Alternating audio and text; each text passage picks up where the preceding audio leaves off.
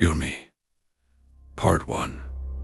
Caved in. It's my 22-year lap around this floating piece of rock. I'd thought I'd leave this here. Not as a bad memory. By advice to you all. In 24 hours, the composition and sedimentation of a day can put quite a load on a person, especially if the pressure of nature never goes away. So that's what today is.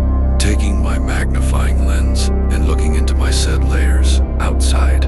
I've worn the same hoodie over different clothes each day. Think ill of me, I know, but the same texture. The knowing what's there and it being predictable makes it familiar. Familiarity means safety for me. Outside, I feel safe. In this hoodie, and anything outside of that threatens me. I'm deeply entranced in finding an outlet for what satisfies me, but it could never replicate that of how someone once close to me did that for me. Mentally, physically.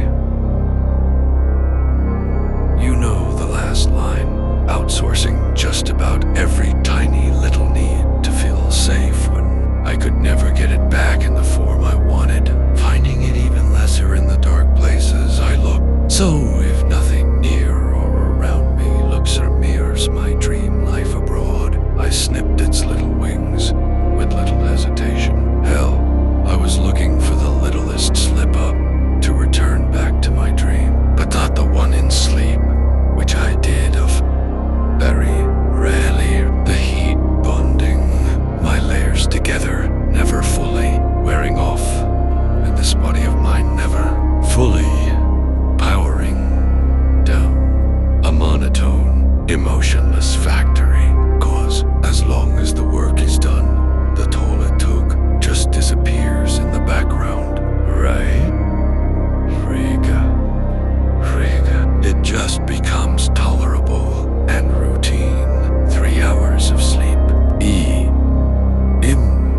Fine. 2 hours of sleep. I'm fine.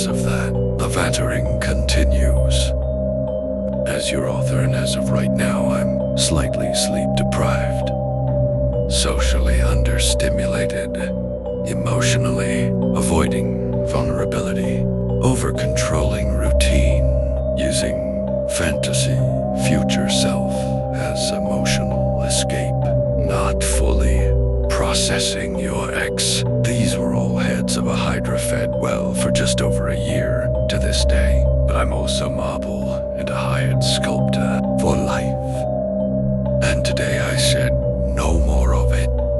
My bed, sleep only, no phone. I'd feel resistance, but that is addiction withdrawal, not necessity. Micro exposure to discomfort. I'd isolated myself to extent answering a message on Snapchat was the equivalent of one of Hercules' 12 labors. Lions were everywhere, and lions were live. guarded behind each, is something I truly desire. I would never be in the perfect mood to slay such.